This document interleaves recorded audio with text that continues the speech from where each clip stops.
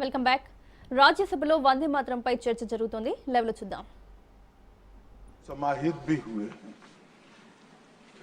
मेरा मानना है कि ये जो आपका निर्णय है, सदन का निर्णय है कि वंदे मातरम के 150वें साल के प्रवेश पर ये महान सदन वंदे मातरम के भाव के लिए, वंदे मातरम के यशोगान के लिए और वंदे मातरम को चिरंजीव बनाने के लिए एक चर्चा करें और इस चर्चा के माध्यम से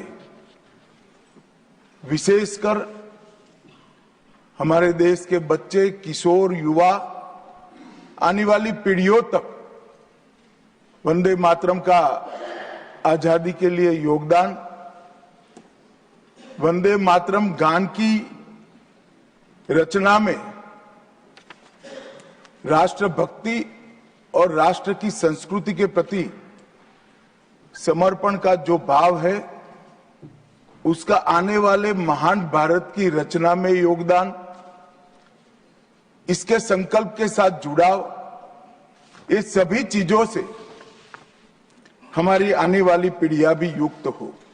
इसलिए मैं आपका और सदन के सभी सदस्यों का हृदयपूर्वक बहुत बहुत अभिनंदन करना चाहता हूं कि आज ये चर्चा यहां पर आकार ले रही है। महोदय, हम सब सौभाग्यशाली है कि हम एक ऐतिहासिक पल के साक्षी भी बन रहे हैं और इसमें हिस्सा भी ले रहे हैं। ये महान सदन में जब वंदे मातरम की चर्चा हो रही है, तब कल कुछ सदन सदस्यों ने लोकसभा में प्रश्न उठाया था कि आज वंदे मातरम की चर्चा, वंदे मातरम पर चर्चा की जरूरत क्या है।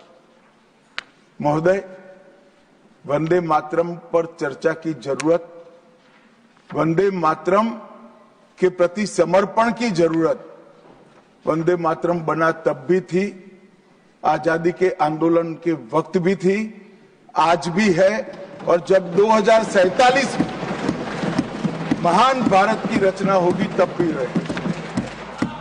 क्योंकि अमर कृति मां भारती के प्रति, भारत माता के प्रति समर्पण, भक्ति और कर्तव्य के भाव जागृत करने वाली कृति है।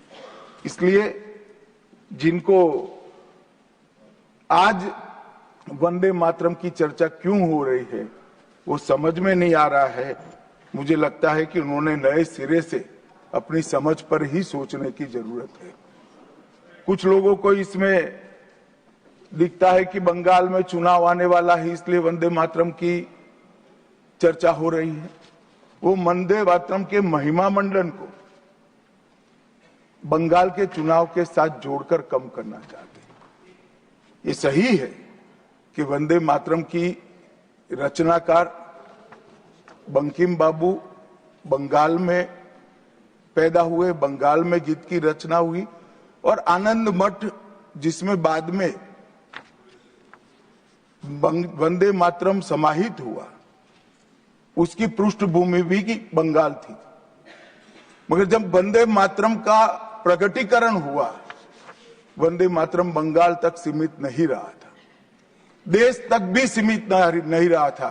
दुनिया भर में जहां पर आजादी के दीवाने थे वो गुप्त बैठक भी करते थे तो पहले वंदे मातरम का गान कर कर बैठक की शुरुआत। और आज भी सरहद पर हमारा जवान जब अपना सर्वोच्च बलिदान देता है, ये आंतरिक सुरक्षा के लिए देश के पुलिस का जवान सर्वोच्च बलिदान देता है, तो जब वो अपने प्राण त्यागता है, इसके मुंह पर एक ही मंत्र होता है, वो वंदे मातरम।